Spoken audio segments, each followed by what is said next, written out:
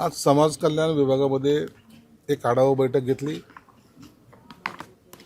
आमच्या येथील आयुक्त मुंडे मॅडम असतील, सुनील वारे साहेब असतील, यांच्या सर्वांचं विभागामध्ये अंतर्गत काय काय अडचणी आहेत त्या समजून घेतल्यात, काय आपल्याला डेव्हलपमेंट करायची ते समजून घेतल्यात।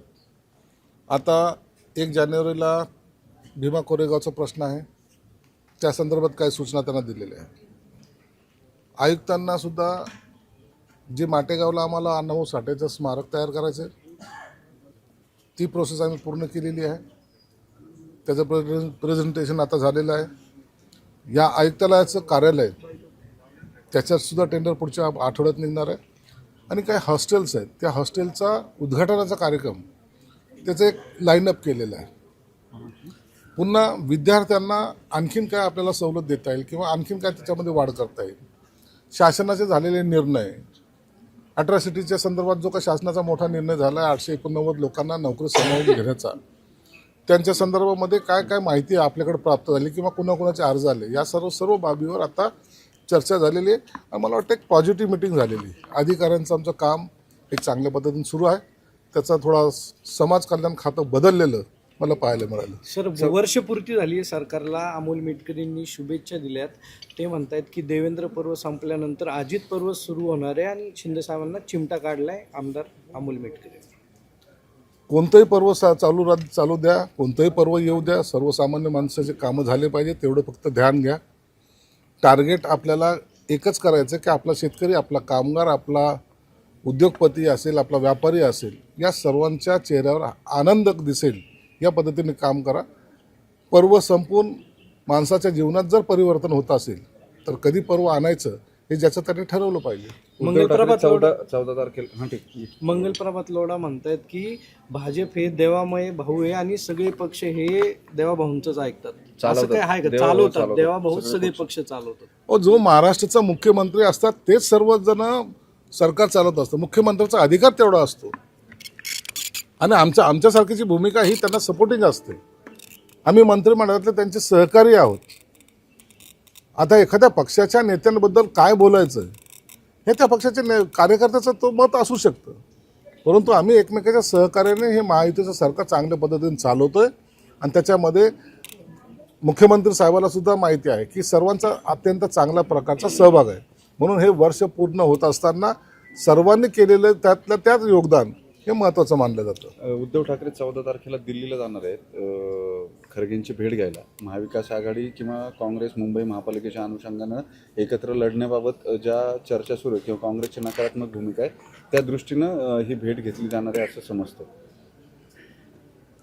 उद्धव साहेब खरगे साहेबांची भेट घेत आहेत। खरगे साहेबांनी जड अंतकरणाने जर त्यांना टाईम दिला असेल तर त्याच्यात काय घडतं हे आपल्याला त्यांची भेट झाल्यानंतर कळेल। सोनिया गांधीचं नाव घेण्यामध्ये थोडंसं लाजाळूपणा त्यांना वाटत असेल, राहुल गांधी, सोनिया गांधी, आता दुसऱ्याला नाव ठेवणाऱ्यावर काय अवस्था आली, काय वेळ आलेली हे आता आपल्याला पाहायला मिळतं।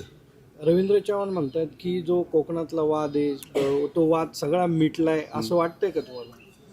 रवींद्र चव्हाणांनी मी ऐकलं की त्यांनी प्रेस कॉन्फरन्स घेतली आणि त्यांनी सांगितलं की आता आपल्यामध्ये वाद नसावेत, आपण एकमेकाच्या पक्षातले कार्यकर्ते घेणार नाहीत असं त्यांनी जाहीर केलं आहे। मला वाटतं उशिरा का होईना त्यांनी एक चांगला निर्णय त्यांच्या पद्धतीने घेतला आहे।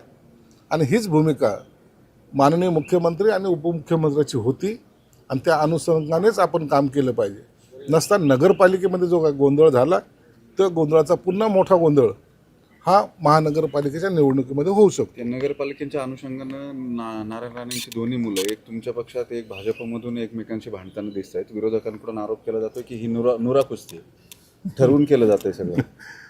नुरा कुस्ती करायला सुद्धा हिंमत लागते। जर नुरा कुस्ती समजत असेल तर आनंद आहे, परंतु भूमिका ज्या पक्षात आपण काम करतो त्या पक्षाची भूमिका ठामपणे मांडण्याचं काम निलेश राणेंनी जरूर केलेलं आहे। त्याचं आम्ही स्वागतच केलेलं आहे आणि यापुढे अशा कुस्त्या होऊ पण नाही अशी सुद्धा आमची अपेक्षा आहे। फार खेळीमेळीनं बोलताय किंवा वातावरण एकदम सगळं फार सुंदर असल्याचे भासवत आहे। मुख्यमंत्री आता संभाजीनगरमध्ये होते, त्यांच्या कार्यक्रमात शिवसेनेचा एकही पदाधिकारी नव्हता, एकही जण गेला नाही। काल तुम्ही म्हणता मुख्यमंत्री शिवेंद्र राजेंच्या भोसलेंच्या मुलींच्या लग्नामध्ये मुख्यमंत्र्यांची माझी भेट झाली।